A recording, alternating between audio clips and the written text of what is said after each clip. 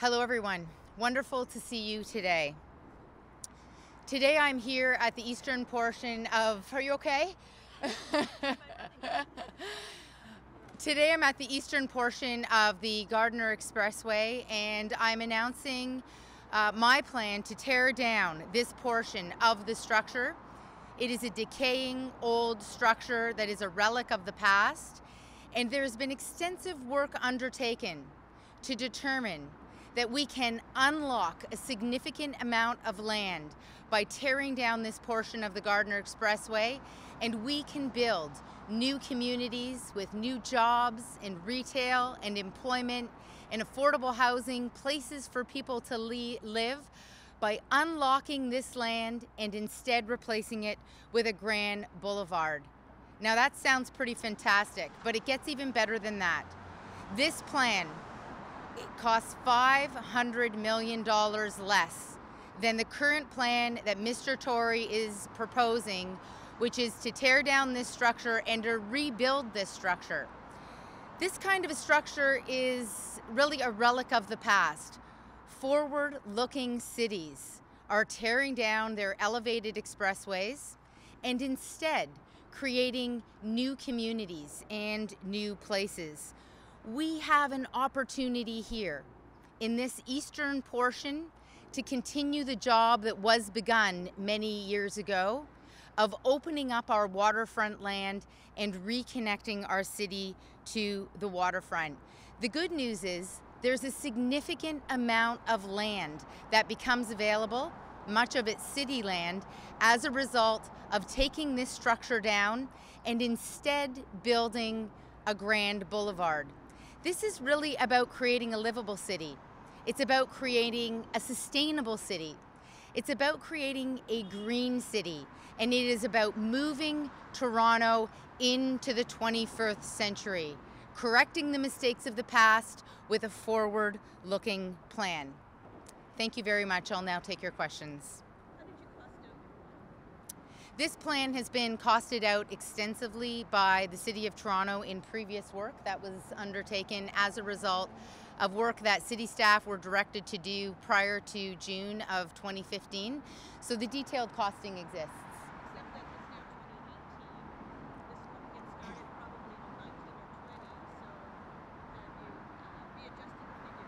No, the figures, of course, would need to be readjusted, which is why we know that it will be upwards of $500 million less to build this plan. In any scenario, it costs significantly less to build infrastructure on the ground than to rebuild it in the sky. This is the reason why cities are avoiding at all costs building costly infrastructure in the sky. It's not great for land use planning, it's not great for sustainability, it's not great for cities. But when we create a grand boulevard, we will create a wonderful, beautiful place that unlocks land and costs significantly less to maintain. The challenge, Sue-Ann, is that it's really expensive to maintain elevated infrastructure. So even if we look at just the capital costs, there's the operating costs, which are a significant issue as well.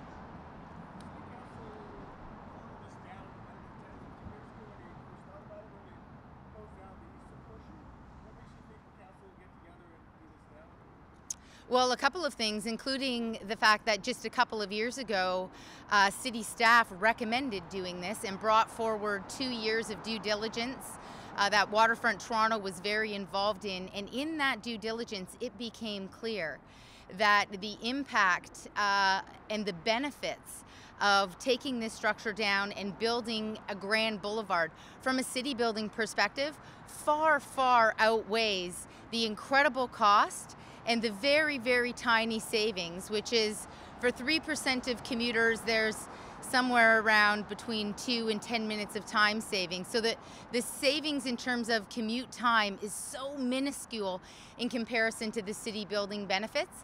And that's the reason why it was a big debate. Unfortunately, we did not have the leadership of a mayor who was forward-looking at that time and thinking about how we create a city of the future. And that's why we're spending really an astronomical amount of money to rebuild a structure that adds very little value to the city. My plan results in $500 million being reinvested back into transit, which is where it needs to go. 68% of morning commuters come into the downtown on transit, and that number will only increase as we build and invest in more transit.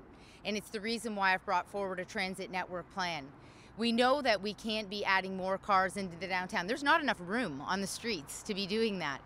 But we know that we can add more people and more pedestrians if we build better transit that really makes transit a true choice in every corner of the city. And right now that's not the case.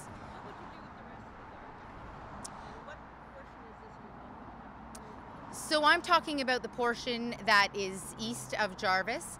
The rest of the Gardiner has also been studied extensively, and we really can't take that portion down any longer for a variety of different reasons, including the fact that the land that we owned adjacent to it, we have over the past 10 years slowly been selling off.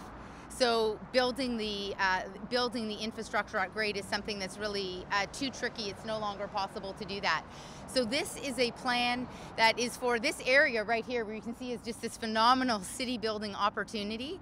It is for the area that is east of Jarvis specifically.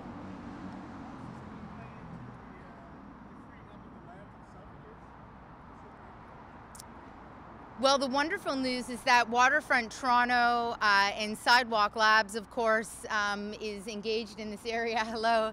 And they have advocated for creating a grand boulevard and creating a network of streets and bringing LRT into this area.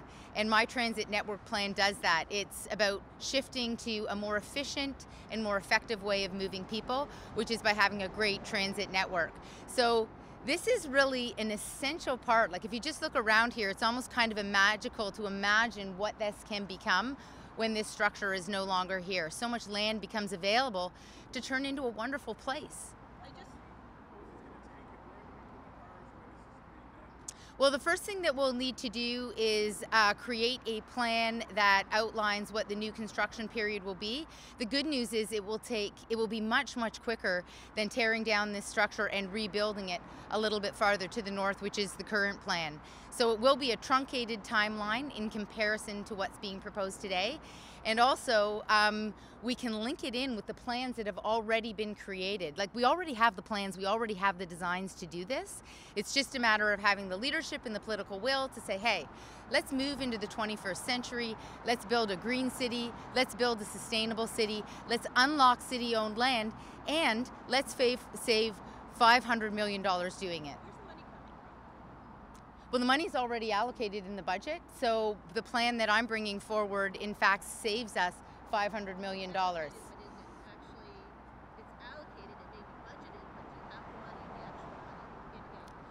Well, the plan today is $500 million more than the plan that I'm bringing forward here today.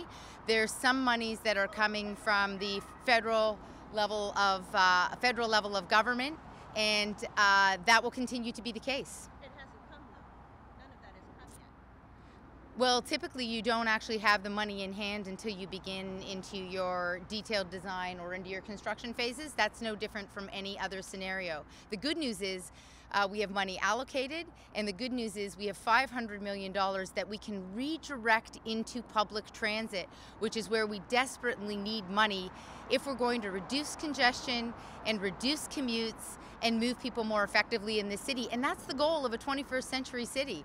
The 21st century city is about moving as many people as possible, and this plan builds on that objective of 21st century city building, as opposed to what the current plan is that Mr. Tory has fought so hard for, which is really 1950s planning, and of course planners have abandoned this whole idea. Can you be more specific about what has been allocated? I believe I've answered that question.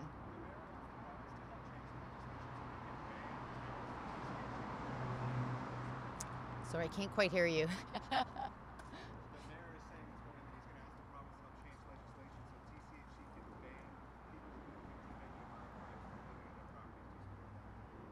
I think it's important with respect to TCHC housing that we focus on the desperately needed repairs that we have today. We desperately need to be investing in TCHC housing to ensuring that we're creating safe communities. That needs to be our #1 priority. So you're okay with criminals and drug addicts and drug dealers living in community housing? Is that what you're telling us? We need to ensure that every neighborhood in this city is a safe neighborhood, and we need to ensure that every neighborhood in this city is a neighborhood where people can thrive. And we need to ensure as a city that we are providing pathways out of violence and that we are providing economic development opportunities for people in this city who so desperately need them. Why wouldn't you answer the question about the legislation? I It's been long requested by the city, and TCHC people say they cannot get drug dealers out of housing without this legislation. I've covered it for years. It is a true problem. People are feeling intimidated in their own apartments. So you're saying it's okay? I'd be The status quo is okay? I'd be happy to get back to you on that.